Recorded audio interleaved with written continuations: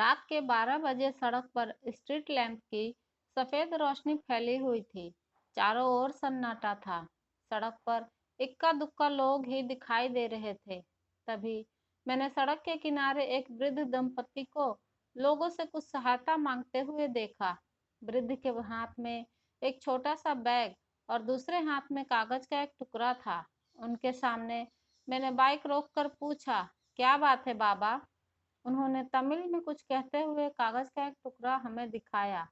मेरा दोस्त जो पीछे की सीट पर बैठा हुआ था तमिल जानता था। बताया, इनका बेटा इसी शहर में रहता है। इस कागज पर उसका नाम और फोन नंबर लिखा हुआ है। ये लोग कब से फोन करने की कोशिश कर रहे हैं, लेकिन उधर से कोई फोन ही नहीं उठाता। मैंने अपने फोन के द्वारा उसी नंबर से फोन करने की कोशिश की।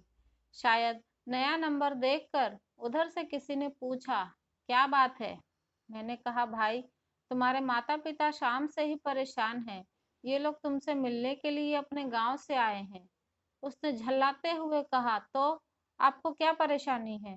कहा, भाई, एक बार आकर इन लोगों से मिलके इनसे पूछो तो कि इन्हें क्या परेशानी है। उसने चिढ़ते हुए कहा, आप उनसे कह दें कि वे लोग जैसे आए हैं वैसे ही वापस चले जाएं। मेरे पास मिलने के लिए वक्त नहीं है।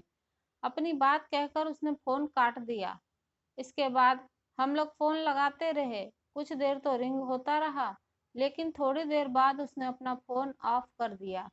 हमने वृद्ध दंपति को समझाया, बाबा, आप स्टेशन चले जाइए और ट्रेन पकड़कर अपने गांव लौट जाइए। आपके बेटे के पास आपसे मिलने का समय ही नहीं है।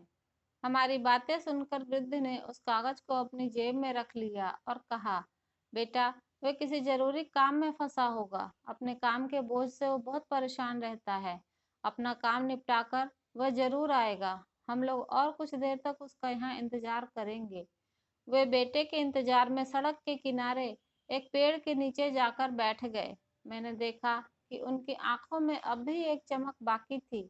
अपने बेटे से मिलने की आस थी। मुझे समझ नहीं आ रहा था कि मैं क्या करूं, इसलिए चुपचाप मैं वहीं खड़ा हो गया और बुजुर्ग दंपत्ति को देख रहा था। उम्मीद है आपको ये वीडियो पसंद आई होगी, तो लाइक और शेयर करना ना भूलें। चैनल पर नए हैं तो सब्सक्राइब जरूर कर लें।